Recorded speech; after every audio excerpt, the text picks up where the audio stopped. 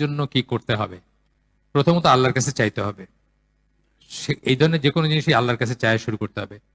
এটার উপর আমার একটা লেকচার আছে, আপনারা দেখতে পারেন।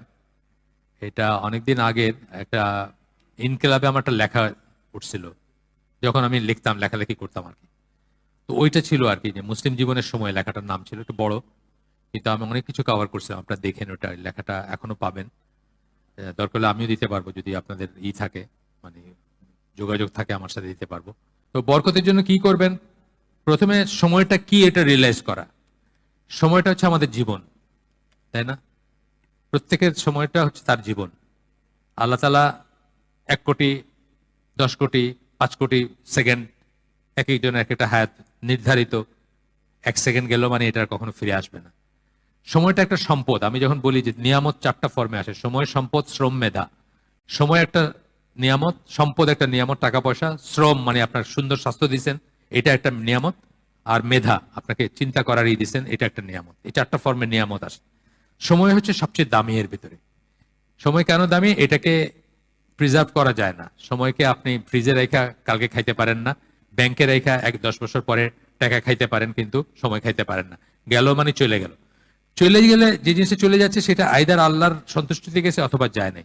সুতরাং আপনার প্রত্যেকটা কাজে যদি আপনি যদি এইটা চিন্তা করেন যে এই কাজটাকে আল্লাহর কোনো ধরনের কোনো সন্তুষ্টি বয়ে আনতেছে কিনা, তাহলে কিন্তু আপনি এই করতে পারবেন না, ওয়েস্ট করতে পারবেন না। তো আমার ছেলের একটা লেকচার আছে, মাস 1.5-2 আগের, সব সমস্যার এক সলিউশন। দেখছেন কিনা আমি জানি না কেউ। ওখানে কি বলছে, যে সার্বক্ষণিক জিকিরের কথা বলছে, যে আপনি একটা মোমেন্ট আপনার এইটাকে খালি রাখবেন না, খালি রেখে ওখানে খারাপ জিনিস ঢুকতে দিবেন না। ধরেন আপনার মনে হলো যে আপনি এখন মোবাইল ফোনে একটু ফেসবুক দেখবেন, সাথে সাথে আপনি জিকির করতে শুরু করে দেন। মানে এটা হচ্ছে একটা ওয়ে আর কি। যে প্রথমত আপনি চিন্তা করলেন যে এই কাজটাকে আল্লাহর কোনো দিক দিয়ে কোনো সন্তুষ্টি বয়ে আনবে কিনা। যদি না আনে, তাহলে আপনি একটা ব্রেন টক মনে করবেন, এটা হলো বাজে খরচ, সময়টা চলে গেল, ড্রেনে চলে গেল। আপনি ওটা থেকে নিজেকে ফিরে আনবেন। আরেকটা জিনিস হচ্ছে আল্লাহর স্মরণ। স্মরণ অনেক ফর্মে হইতে পারে, যে ফর্মে আপনি করতে চান। সেটা কোরআন পড়া হইতে পারে, সেটা একটা জাস্ট রাস্তায় বিলবোর্ড দেখার চেয়ে আপনি লা ইলাহা ইল্লাল্লাহু ওয়াহদাহু লা শারীকা লাহু লাহুল মুলকু ওয়া লাহুল হামদু ওয়া হুয়া আলা কুল্লি শাইইন কাদির পড়তে পড়তে যান। বিলবোর্ডের দিকে তাকায় আপনার কি লাভ আছে? একটা পাপ হবে বা 2টা পাপ হবে। অহেতুক ভেন্টক যেটাকে আমরা বলি, অহেতুক কথা বলতেছি আপনার আমি।